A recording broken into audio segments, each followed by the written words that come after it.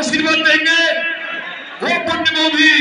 देखिए, एक बात मैं आपको बताता हूँ, इतनी भीड़ को देख के आपको अंदाजा ही लग गया होगा कि भारतीय जनता पार्टी का पूरे देश से सुपड़ा साफ होने वाला है। जिस तरीके से देश के अंदर बढ़ती महंगाई, महिलाओं के ऊपर होता अत्याचार पूरे देश को नजर आ रहा है, और जिस तरीके से आज उत्तर प्रदेश के अंदर जंगल राज चल रहा है वो पूरा देश देख रहा है। जिस तरीके से महिलाओं की, बहन बेटियों की इज्जत और आबरू लुट रही है, लेकिन जिस तरीके से भारतीय जनता पार्टी के तमाम नेता, मैं आपको बता देना चाहता हूँ, बीजेपी एक छोटा सा चुनाव बिना बेईमानी के नहीं जीत सकती, तो या तो फिर भी मेंबर ऑफ पार्लियामेंट का चुनाव है।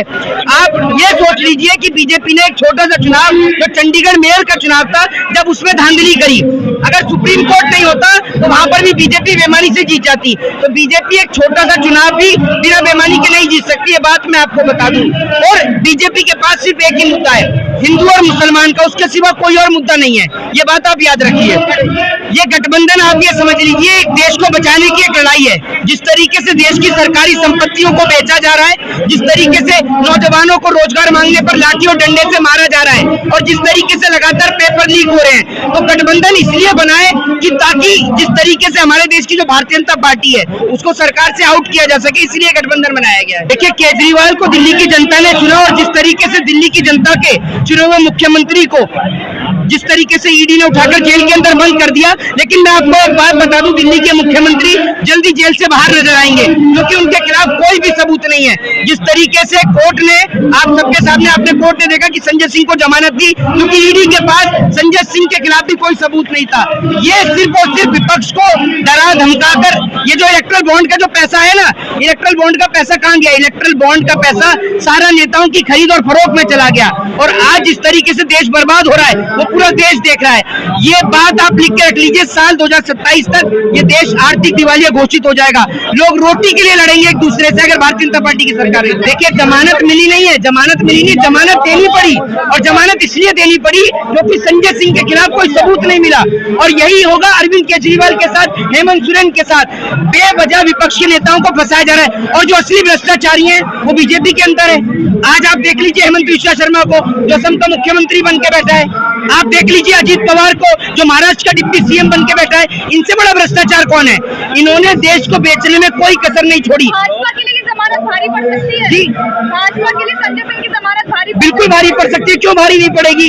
आपको एक बात होती, शेर अगर पिंजरे में कह दो तो कुत्ते भी भौंकते हैं उस पर, ये याद रखिए। और जब शेर बाहर आता है तो दुगनी ताकत के साथ हमला करता है। तो संजय सिंह वापस से विधानसभा में, राज्यसभा सांसद है, पार्लियामेंट के अंदर दोबारा से बोलेंगे। ये कह रहे हैं 400 पार, इस बार 400 पार बीजेपी का नारा है। 400 पार महंगाई होगी, 400 पार बेरोजगारी होगी, और 400 पार कर्जा होगा इस देश में। 400 पार बीजेपी कैसे आ जाएगी? क्या आपको पहले से रिजल्ट पता है कैसे आएगी 400 पार? बहन बेटियों की इज्जत और आबरू लुटवा रहे हो इसलिए 400 पार आएगी। मणिपुर में महिलाओं को निर्वस्त्र घुमाया जा रहा है इसलिए 400 पार आएगी। मैं आपसे पूछना चाहता हूँ, किस लिए 400 पार आएगी, जरा बताइए मुझे।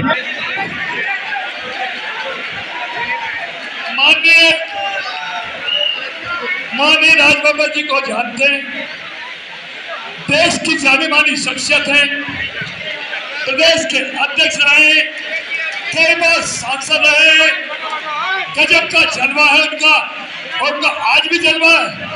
तो बजाओ हाथों तक तालियां माननीय राजबाबा जी।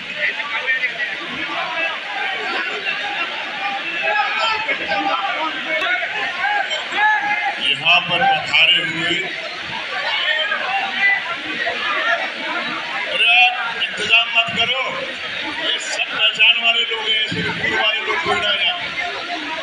देखो भाई, बड़े दिनों के बाद में आज लाल टोपियां दिखाई दे रही हैं, और यह समाजवादियों का जोश दिखाई दे रहा, लेकिन यहाँ कांग्रेस के साथी और समाजवादी और मेरे किसान भाई यहाँ पर मौजूद है। मैं एक ही बात कहना चाहता हूँ, ये जोश तो है आप में बहुत जबरदस्त, अरे ये जोश इस साइकिल को पहुंचाएगा दिल्ली, और इसलिए जी कुलदीप शर्मा जी यहाँ पर सभी लोग आए हैं, हमारे जितेंद्र भारद्वाज जी, यहाँ पर हर नेता यहाँ पर मौजूद है। लेकिन यहाँ आपसे एक विनती करना चाहता हूँ, अरे हुनर वालों, सभ्यता ये साथ में नुमाइश का मैदान है। ये नुमाइश का मैदान सिर्फ नुमाइश न बन के रह जाए। अरे यहाँ पर एक जमाने में वैज्ञानिक आते थे, अब बन जाओ ऐसे वैज्ञानिक कि दिल्ली की गद्दी को बदलने का काम करें। यहाँ पर जितने लोग बैठे हैं, अरे इतने वरिष्ठतम नेता अगर कहीं और आए होते तो आज के दिन जो है आप लोग कंधों पे उठा के ले जाते। बोलो चौधरी विजेंद्र को कंधों पे उठा के ले जाओगे या नहीं?